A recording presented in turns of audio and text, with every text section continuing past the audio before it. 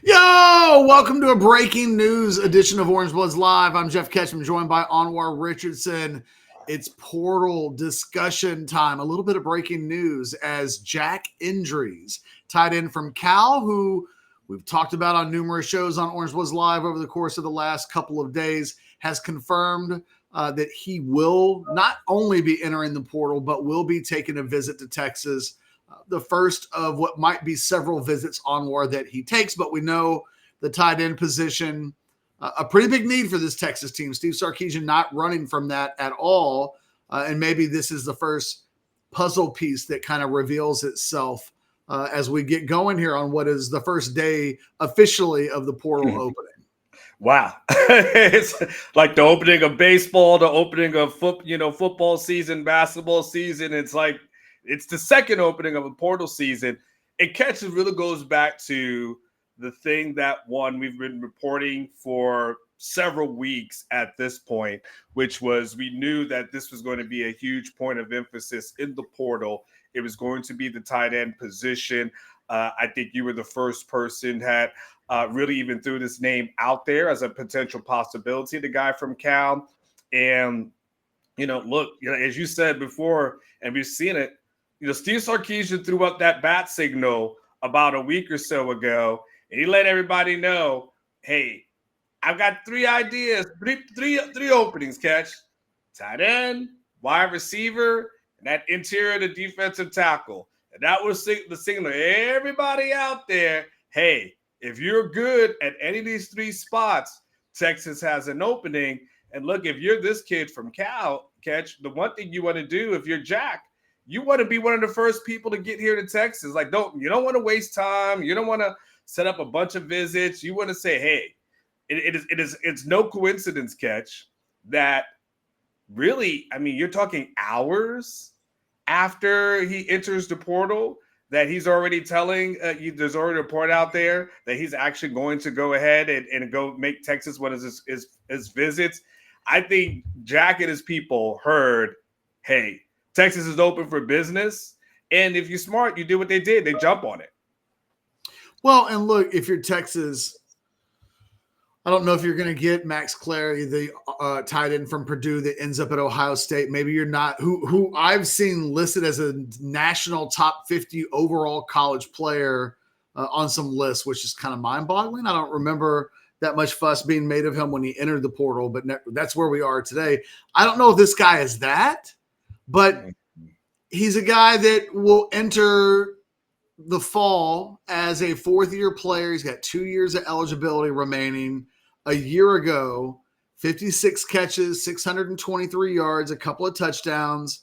You look at, had a big game against Pitt where he goes for 8 for 119 and a touchdown. He had 9 for 101 against NC State, against number 8 Miami when Miami was a playoff team at that point. He goes 3 for 78 for a touchdown. So this is a capable football player. This isn't bottom of the – there may be a time when there's some bottom of the barrel breaking news discussion on the portal. This actually feels like a guy that the moment he would step on campus is either the best and most proven, which he would definitely be the most proven tight end on campus of Texas, can lure him in. But for as much as Texas likes to play in 2 tight end sets, more than 40% of the offense last year and 12 personnel, they really don't have that as they've put the finishing touches on spring football. So this just feels like a guy that, without getting into predictions on how many passes he would catch and all of that, it does seem like he's a guy that would play a lot of football on this Texas team should he arrive on the 40 acres after his recruiting process is done. I mean, catch, at the end of the day, if you are Jack, and am I saying is this Endries? Is I'm saying it correctly? Endries to your knowledge? So. It has to be Endries. Yeah, Endries. If I'm Jack, I look at that Texas roster, and if I'm him, and I've accomplished what I've accomplished, I tell myself I'm the number one guy when I go to Texas. Like there's nobody in here that you can say that they've accomplished anything where he should say to himself, I don't know about going there. I mean, look, it's no disrespect, Catch, to any of the guys who are on the rosters. No disrespect to your Spencer Shannons or your Jordan Washingtons or anything like that. But he can say to himself, I have accomplished this. I have done this. These guys may think they can do it. And yes, we know Jordan Washington has a tons of upside. But if you are running that 12 personnel that Texas likes to run, if you're him, you say, well, I'm one of the two. I'm one of the two. What he doesn't have to necessarily be Catch. He doesn't have to be necessarily better than Jordan Washington. He just has to be better than everybody else. You know what I'm saying? And as long as he's better than the other guys who were there, you know he's going to have the advantage on the freshman who's coming in. You know he's going to have it. He already has probably would have an advantage off of Will Randall. And then at that point, you're talking a two-man battle. It's just me and Spencer Shannon at that point. And if you're him and you're Jack Endries, you say, you know what? I'll take that on. I'll take that battle. I have no problems doing that. And so for him, it makes sense. And to Catch, it goes back to what you and I have talked about and things we've been reporting, which is we knew Texas is going to be aggressive when the transfer portal window opened. And as we've seen, they're wasting no time, only hours after the window's open, talking to a guy and setting up a visit.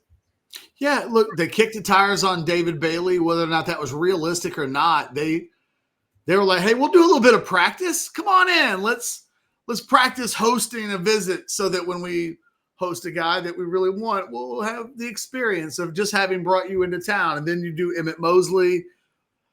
You know, this still has to play out a little bit, but there's no question that Texas is on his brain as one of the first schools that has both reached out to him. You look at his social media, and the first thing that I noticed this morning, that Arch Manning is following him along with about 15 other Texas football players. So the bat signal is out. And I think you make the most important point, and I think not just for him, it works both ways for him and Texas. It's not about necessarily, you know, if he's the best guy you've got, then fantastic. But it's really about, is he better than the second best guy that you've got?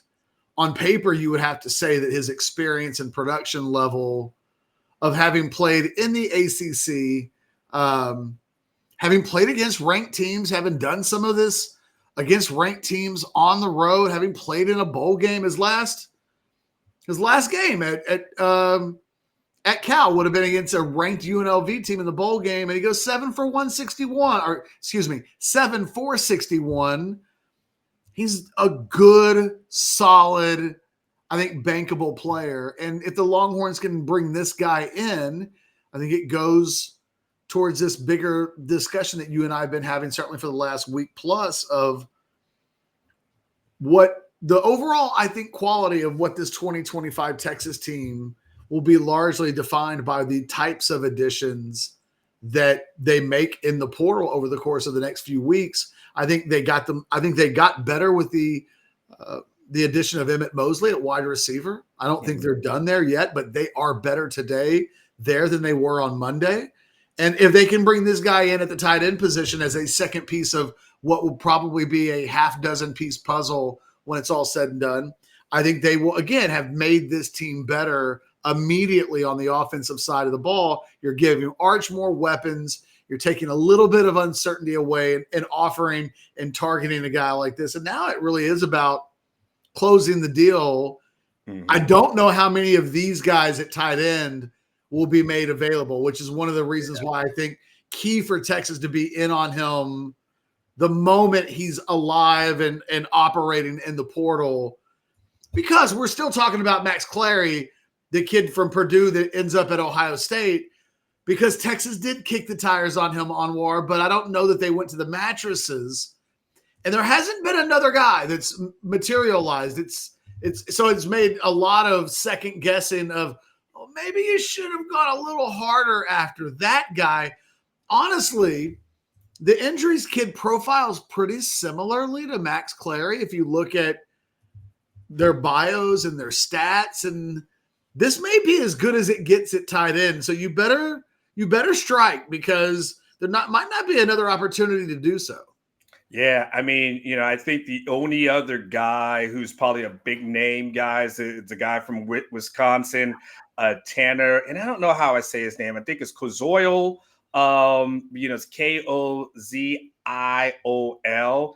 He might be the only other really big name guy catch that comes in there that you would tell yourself, "Ooh, got to make sure I get that person." And so you're right.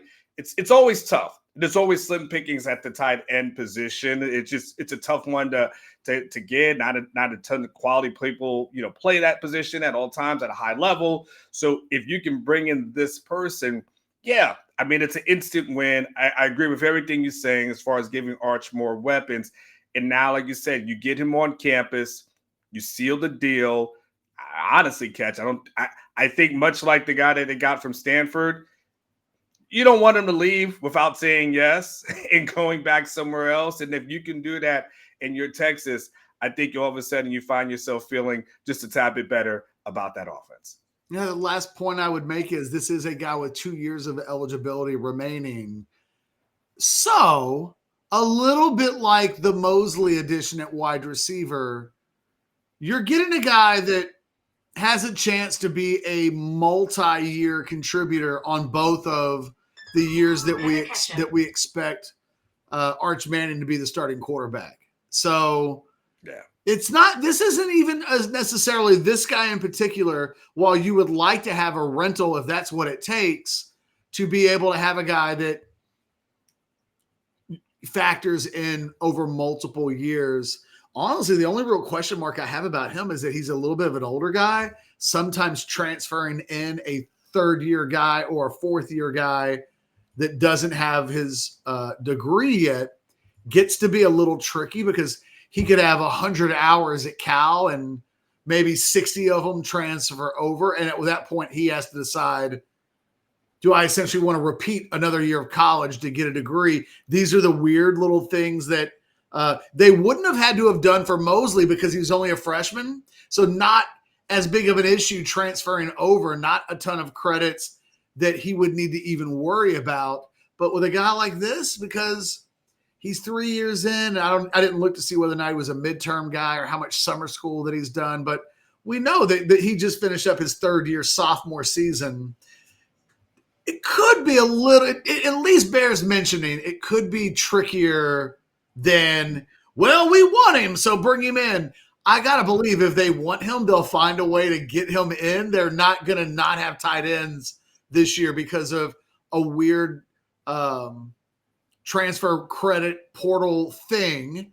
But you can't just completely take it for granted. They almost had issues with this with Andrew Makuba a year ago. The defensive tackle, Jamari Caldwell, and trying to transfer in from Houston, ends up going to Oregon. There was a little bit of that issue there. So it wouldn't be the first time that they've gone, I don't know about this, and they've been able to work through it in the past, but it is a thing.